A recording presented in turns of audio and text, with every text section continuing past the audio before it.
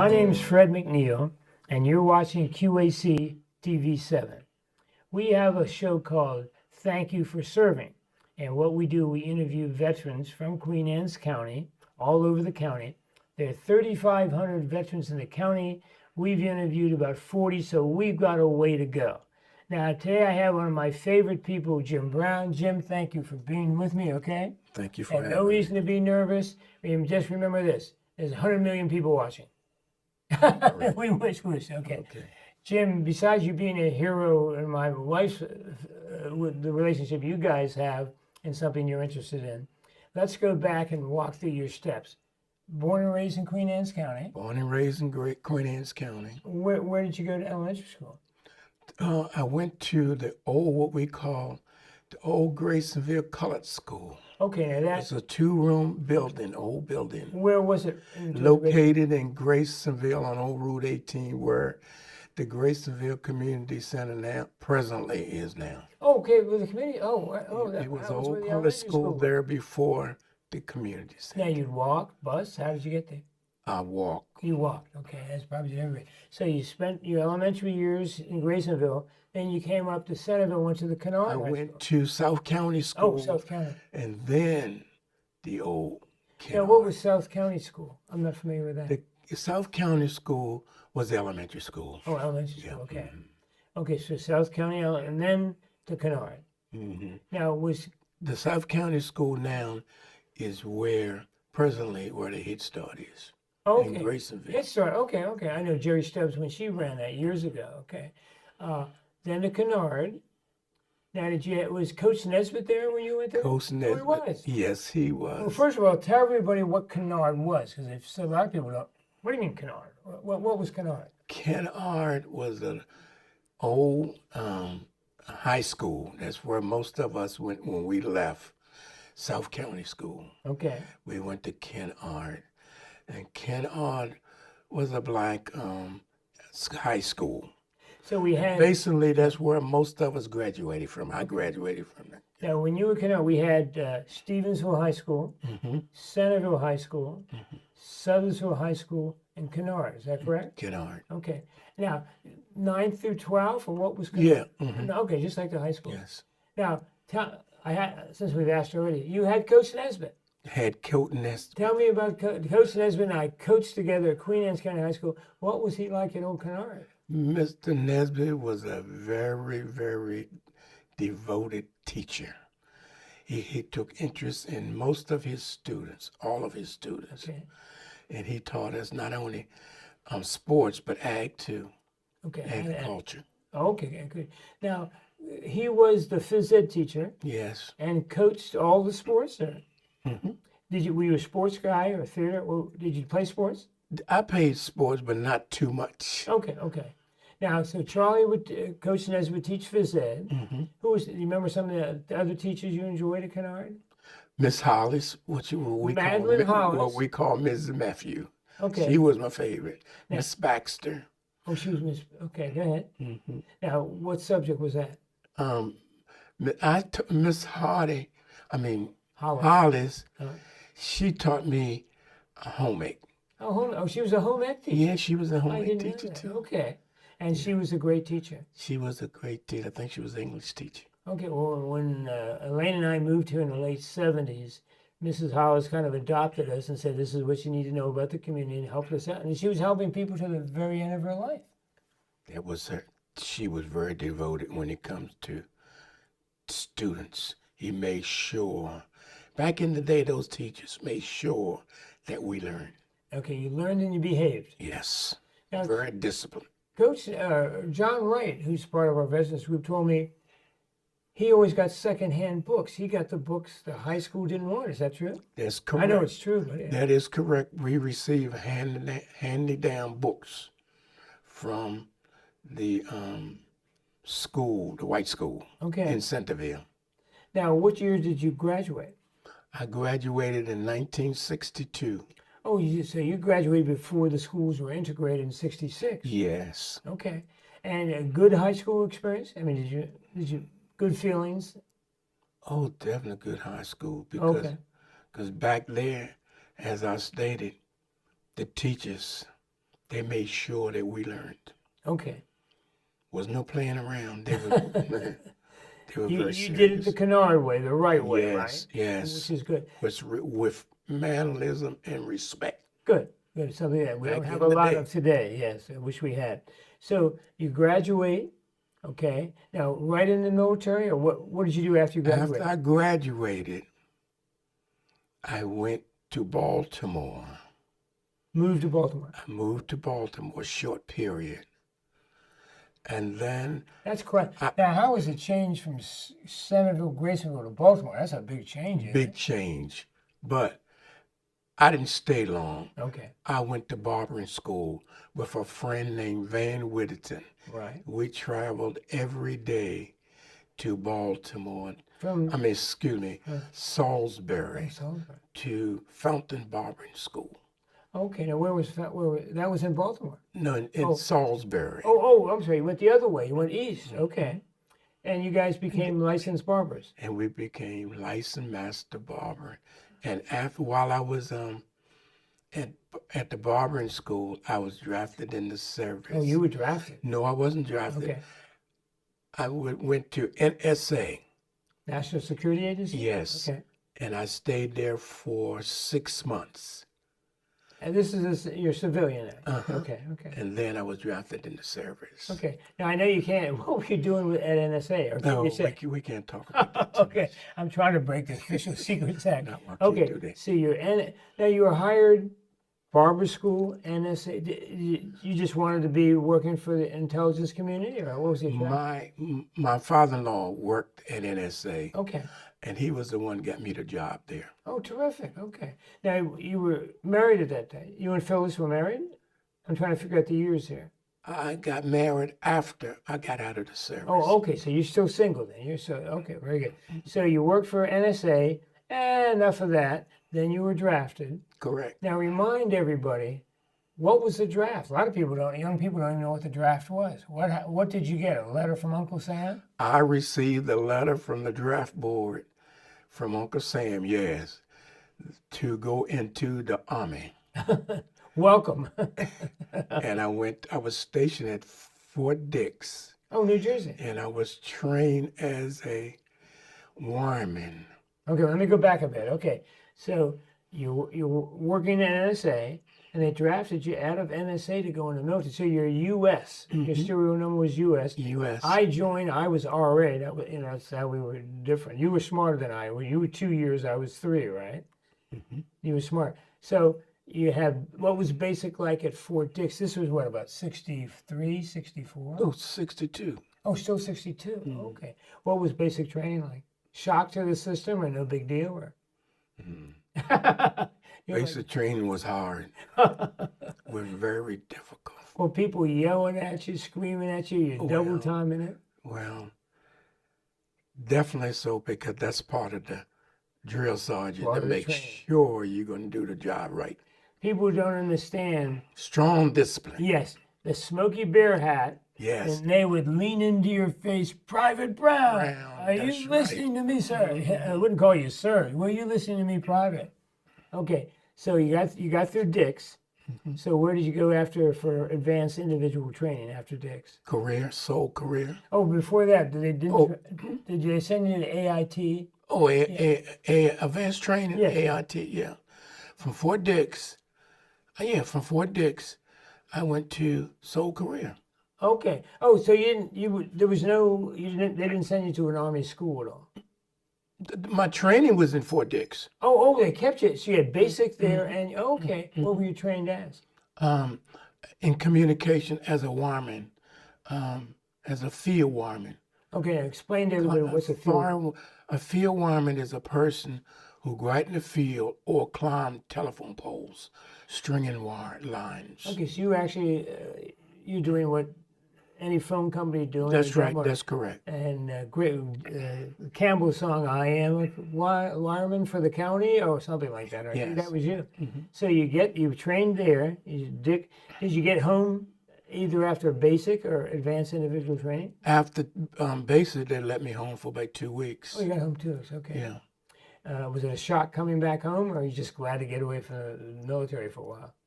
I was glad to get away from the military You're like me. because of the training, I know.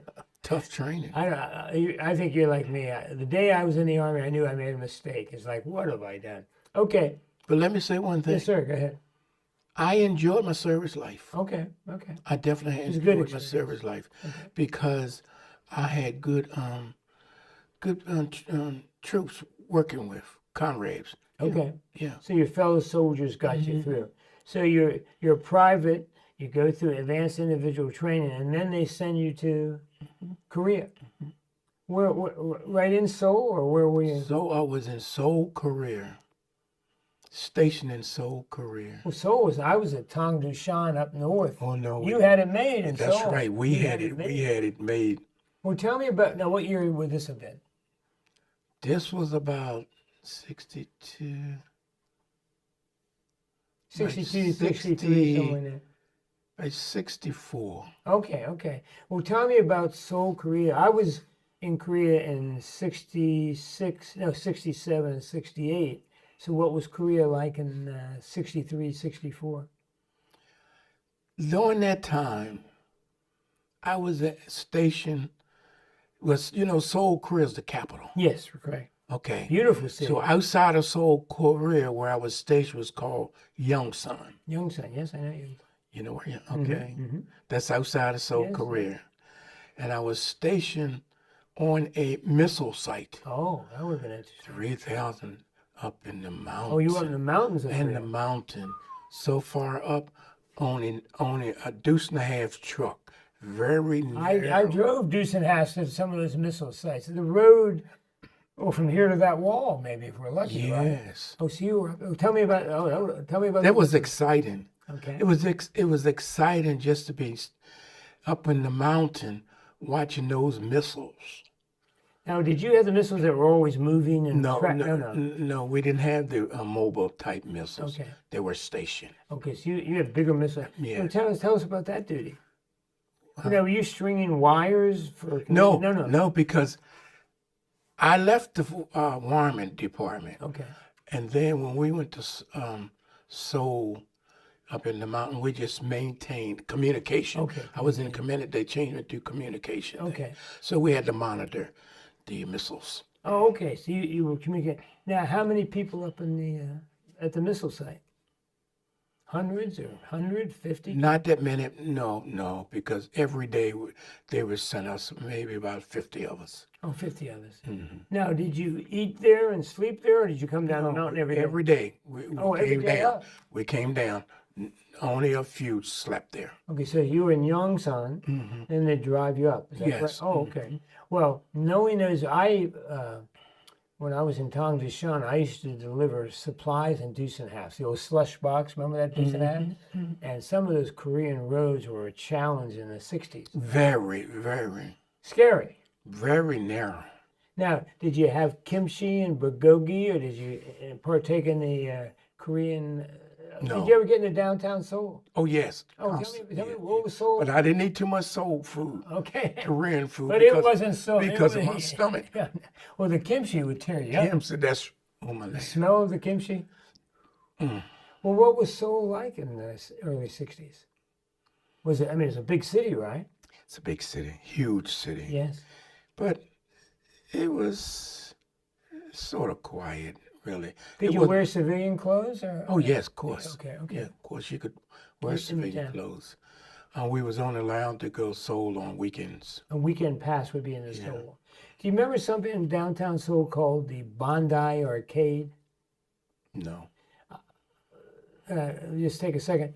When I was stationed at Casey, do you know what a Katusa was? Korean augmentation of the United States Army. Korean soldiers that worked with us.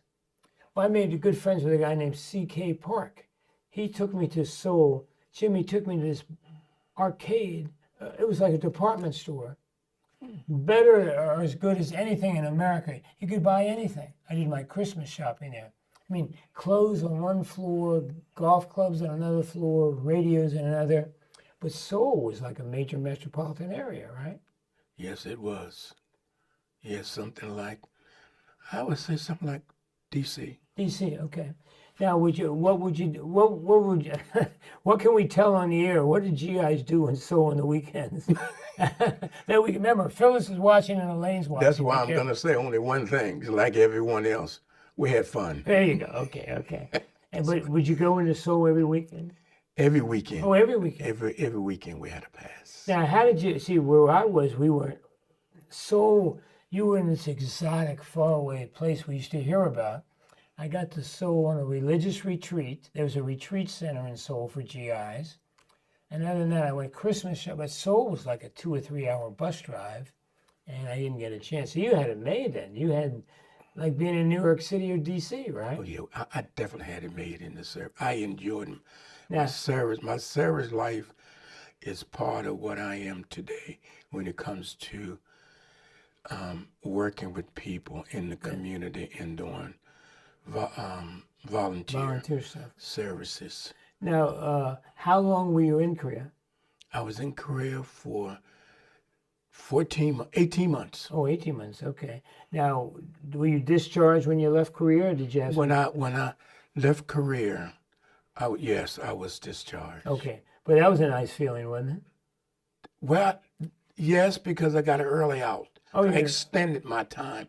I They did gave too. us an opportunity to extend. Actually, my service time was 24 months, Right. but they gave us an opportunity to extend our time. So that's what I did. Okay. So I got it. So actually, I spent 18 months in the service instead of 24. Oh, you had it made. Good for you. You're smart. Hey. Okay. Now, were you discharged Fort Lewis or where did you I land? went to Fort Washington. Where was Fort Washington? Washington State. You know, Oh, Fort Lewis. Yeah. Where I got discharged. Oregon. Oh, okay. in that okay. area. Okay. And then they flew you home and you were a free man. I was a free man. Now, what did you do when you got out of the Army? When I got out of the Army, that's when I got involved in the community center. Okay. Well, before you do that, you showed me a little biography. Tell me about one of the most amazing things you must have done. 9th August of '63, when you got to see Martin Luther King, I Have a Dream speech in person, correct? That's correct. Tell us about that experience. Well, when we heard about Martin Luther King, the march in Washington, my sister Barbara and I, because during that time, I had a lot of compassion for Martin Luther King. He was my idol. Well, for younger generation out there watching, explain what Martin Luther King meant to all Americans, and especially African Americans. I mean, Dr. Martin Luther King to us was our civil rights leader. He was a I call him a disciple. Okay. And without Martin Luther King back in those days, Black American would have been in serious trouble. Well, he was a good moral Because leader, he was a good, moral, godly man. Yes, he was. Yes. And he's one of your not greatest only, heroes, right? huh? He's one of your one of your greatest heroes, right? He was my hero, and he didn't have any prospective person. He helped all people, Okay. black and white. He just believed peace, nonviolence, right? And the conditions of certain people in this country were just not fair, and he's going to do everything he could peacefully and constitutionally to change it, right? Well, back in the day, the folks wasn't ready for Martin Luther King. No, Because they didn't understand him. he was 50 years ahead of his time. What do you think? Yeah, yes, he was. And definitely the FBI, Hooger, Well, they he just followed him definitely- around, right? he didn't like him. Yeah, called him a communist, called him Everything, names that yeah. you and I would go, what are you talking about? So you were actually, where were you on the monument ground, in the reflecting pool? Where were you? Were you up close to where he was? Very close. Oh, wow. My sister and I, we were very close. I said maybe about 300 feet from the Oh, really? podium. Yeah. Oh, and the crowd just completely overflowed the Lincoln Memorial, the whole area around the memorial, right? Yeah. I watched it on TV, and his speech, obviously, one of the greatest speeches ever. But the response worldwide was also amazing, right? An amazing man. How about when we lost him in '68? Where were you? Oh, when we lost Dr. Martin Luther King, I was in the service Oh, okay. You in were, '63. no, '68. 68, yeah. Tragically, we lost him in 19. Remember, he and Bobby Kennedy, both in '68. But you were out of the service by then, right? But, just an amazing loss, not only for the country, but I think for the civil rights movement and the country as a whole, right? '68 was a terrible year, terrible year. Yes. Now, Jim, let me ask you, were you ever a barber after going to barber school? I mean, is that what you did professionally? Yeah. Oh, you were? See, I don't I know. was a barber for 40 years. Oh, 40. No, where was your barber shop? See, I didn't know In that. Graysonville on the Van Whittington on Cemetery Road. Oh, okay. Yeah, And he owned the shop. Van and I went to elementary school together, high school, barbering school. We were like brothers. Oh, you were tight. You were tight. Yeah, we were very tight. And we went to school together, and he owned a barber shop, and I worked for him. 40 Worked under years. him. I didn't realize 40 years. I didn't realize that. Now, let me ask you this. How did you meet Phyllis? Now, so when did Phyllis, I mean, we got to bring Phyllis and Elena in this, we'll be in trouble, you know that. So how did you meet Phyllis? Excuse me. Actually, Phyllis is like me. We're native for Graysonville. Okay. But Phyllis, back in the day, her parents was very strict. Okay. So Phyllis couldn't go out. But the only way I could get Phyllis out, or Phyllis and I met together, was through my friend Van. Oh, really? Yes. Now, she was a teacher then, or she got the teaching later? Phyllis became a teacher later. Later, okay. And I married Phyllis after I got out of high school. I'm sorry. Out of the service. Out of the military. Yes, okay. Now, but let's finish the story. How did you get together with your friend? Was he the chaperone, or how did that work? Phyllis? No, because where Phyllis lived and where I live, I had to go past Phyllis's house to go to the store anywhere, So downtown store. You'd wave or whatever. Yeah. Okay. But her parents were strict. They didn't want her with Jim Brown. That's right. That is correct. Is that a good or bad That is reputation? correct. I don't know. Okay. Yes. So 40 years as a barber. How did you get the Graysonville Community Center is like a legend. I mean, how did you get involved with all that? Okay. That's the good part. Good. It's a story, but I don't like to talk about it too much because so many people was involved and helped me. But when I was in the service, when I left Fort Dix, let me back up. It's okay. Before I went to career, I went to Japan. Oh, you in Japan? I didn't And know. I stayed overnight in Japan. And back in the day, it was a young man named Leon Anderson. He was a community person. He wanted to clean up the Narrows. Okay. Well, the old shacks were for Yes. yes. When we first moved here in the '70s, they were still there, right? Mm-hmm. Yes. Terrible. So he was one of my mentors, one of them. So when I went to Japan, I saw the condition of Japan. Mm-hmm. When I went to Korea, I knew I was going to be there for a while. So I asked the Lord to lay on my heart to do something for my community. And that's when the community center idea came. And back in the day, we did not have, the old color school I was telling you about. Yes. That was the only place that we went for recreation. Okay. That was the community center. That was the community center. And it was bought through my mother and several other community leaders back in 1954. Oh, actually bought the building and everything. Back in 54? 1954. Okay. And then when I went into the service, in Korea, after I got that gift, I wrote home and told my aunt, godmother, Grace Berry and my sister and my mom what I wanted to do. Mm-hmm. And then from there, I written to several of my friends. Bishop Pritchard was back then, Jimmy Pritchard, Grafton Butler, several of us. Gave them my idea. So they kept it going for me. Okay. Then my godmother worked for a man named Harding. And she told him my idea.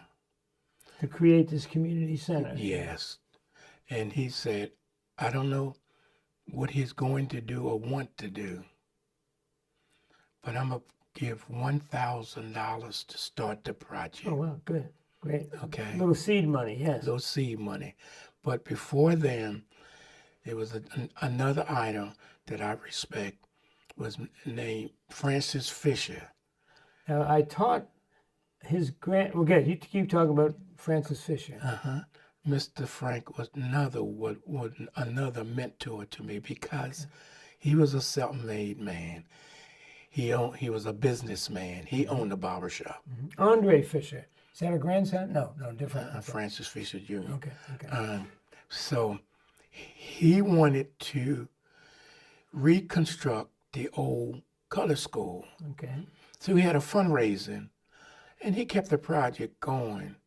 But it was through Leon Anderson who told me that it wasn't going to work to construct another building with that old building, because in a period of years, it would deteriorate. Okay. So that's when I came up with the idea of a new building. A whole new building. Now, besides the community events, it housed the Queen Anne's County Alternative Middle School and High School, and Bernie Sadusky was superintendent. That's correct. We had a lot of activities. It was back in our day. Explain to me what type of activities you have going on, because there's always something going on. I was just getting ready to get to that point. Back in our day, we kept the community center open. We had what we call the annual Martin Luther King Day, Labor Day a parade. dinner where there'd be a nice meal and guest speakers. Elaine and I have been many times, enjoyed it. Yeah. Yeah, top speakers. Yes. That's where Martin Luther King Jr. came in the picture.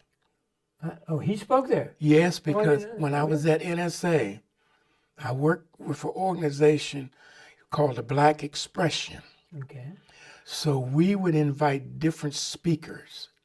When we invited Dr. King, I was in a position where I had personal contact with Reagan, President Reagan, Really? the ambassador of New York, a whole lot of folks. But anyway, when King was there, I went to him and asked him, would he come to Graysonville to speak? He said, yes. I said, how much you charge? He said, $9,000. I said, we can't afford that. Yeah. So I said, we can pay you $6,000. He said, okay. Oh, wow. So he accepted $6,000. Very good, very good. So he came there and he spoke. And from there on, we had a lot of important You always had dignitaries. bishops and We had a lot of governors, clergy. Yes, ambassadors, Yes, yes. senators, congressmen. We had them all back in the day. And you had the alternatives. The Queen Anne's County, I think, rented the building for you. I don't know how that We worked. had the Queen Anne's County alternative school. Okay. Yes. But it was always something happening there. It was always there. You should have a lot of tapes on QAC TV back because they covered a lot of programs. A lot of events, right? Well, the Labor Day parade always used to end up at the community center, didn't it? And I can remember watching that many a year. And a great crowd, right? Great crowd. Well, let me ask you this. Let's skip ahead. So what's Jim Brown doing in 2025? Besides helping us veterans get a statue here, hopefully at the Kennard Building. Jim Brown, I was the chairman of the administrative council at Brian's Church. Okay. I resigned. So right now, I'm not doing too much. Well, you get a break here. Occasionally, You deserve a break. You did so much, right? No, no, because I love working with people and for people. Good. But I was heavily involved with Democratic Club and NAACP. I'm a life member of the NAACP. I support the NAACP. I mean, I support the Democratic Club, but for some reason, I'm not as active as I used to be. Well, we're all aging a little bit, right? We got to slow down a little bit, don't you think? Yeah, I guess you could say I slowed down, but I really, You're still busy. those two fields I would love to get back. Okay. Well, you look what you're doing with the veterans. I mean, yeah, you're too modest, but John Wright says you're the one working behind the scenes to smooth things out with the Kennard staff, et cetera, et cetera. Well, that's my part. That's my lifestyle anyway. I always like to work behind the scenes Yes. and to get things done. Get more done. Yeah. You don't always say, I don't like to be out front doing whatever. yeah. I'm a person like work behind the scene and get things done. That's a joy. Good. And you and Phyllis, like we said earlier, 53 years. I missed it by year. Married 53 years. And That's terrific. 4 grandchildren. 4 grandkids. Now, is the whole family is still in Queen Anne's County, or are they all spread out? They're spread out now. Okay, all over the place, or still in Maryland somewhere? Well, I have a grandson in the Air Force, Okay. doing very well. I have a granddaughter. She's in college in North Carolina. My other granddaughter, she works local. And so, So you got a little bit of it. And you said the military experience was a good experience. good experience. Okay, well, you had a maid. You were in Seoul. You had a maid. Us guys up in Tonga. Well, Jim, I told you that'd be the quickest 30 minutes in your life. Believe it or not, our time is just about up, okay? Okay. First of all, thank you for serving the Thank country. you. Thank you for all the help you're doing with John Wright and the committee on our statue at Kennard, which we'll talk about more in the future. And you keep staying busy, okay? Try to keep my wife out. And I would say one thing. Yeah, of course. Go ahead. Thank you, community, my church, family, and everything for your support. Okay, I appreciate it. My name's Fred McNeil. Thank you for watching QAC TV7. My time's up. Thank you for your time. We'll see you next time. Good day and good luck.